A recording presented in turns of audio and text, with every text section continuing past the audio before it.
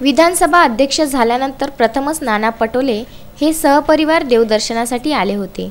यावेळी पत्रकारांनी विचारलेल्या प्रश्नांवर ते बोलत होते।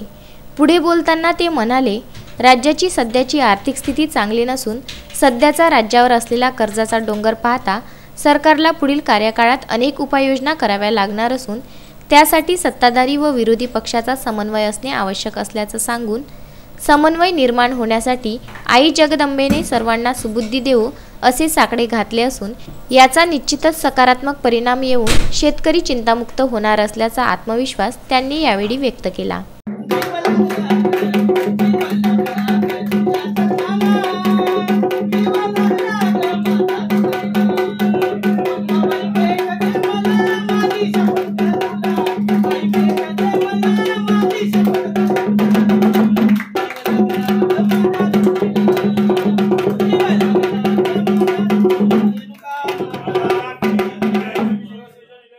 तालुका प्रशासनाशी समन्वय साधून ह्या दौऱ्याची योग्य व्यवस्था राखण्यासाठी काँग्रेसचे शहराध्यक्ष आनंद पाटील तुपदाळे यांनी परिश्रम घेतले।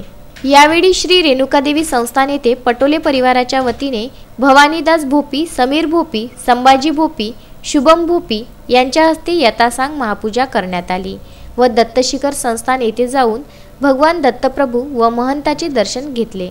रेणुकादेवी संस्थानच्या वतीने त्यांचा यथासांग सत्कार करण्यात आला तर गडाच्या पायथ्याशी व्यापारी असोसिएशन तर्फे रेणुका मातेची भव्य प्रतिमा देऊन सत्कार करण्यात आला। ओबीसी जनगणनेची केंद्र सरकारकडे शिफारस केल्याबद्दल माहूर तालुका पत्रकार संघाचे अध्यक्ष यांनी सर्व ओबीसी बांधवांच्या वतीने विशेष अभिनंदन करून सत्कार केला। यावेळी संस्थान कोषाध्यक्ष सिद्धेश्वर वरणगावकर, अशासकीय विश्वस्त दुर्गादास भोपी, चंद्रकांत भोपी, माजी विश्वस्त समीर भोपी तसेच ॲडव्होकेट सुदर्शन देशमुख उपस्थित होते। यावेळी काँग्रेस शहराध्यक्ष आनंद पाटील तुपदळे यांनी माहूर शहराच्या विकासासाठी 50 कोटी व तीर्थक्षेत्र विकास आराखड्याच्या विकास कामाचा रखडलेला 65 कोटीचा निधी उपलब्ध करून देण्याची मागणी केली।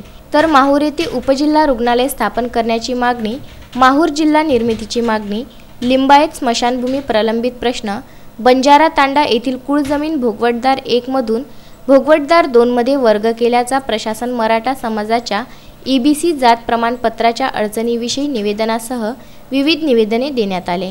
पटोले यांनी ही निवेदनकर्त्याची बाजू आस्थेवाईकपणे समजून घेत सर्व प्रश्न निकाली लावण्यासाठी संबंधित प्रशासनास भ्रमणध्वनीवरून संपर्क साधून विषय निकाली काढण्याच्या सूचना दिल्या।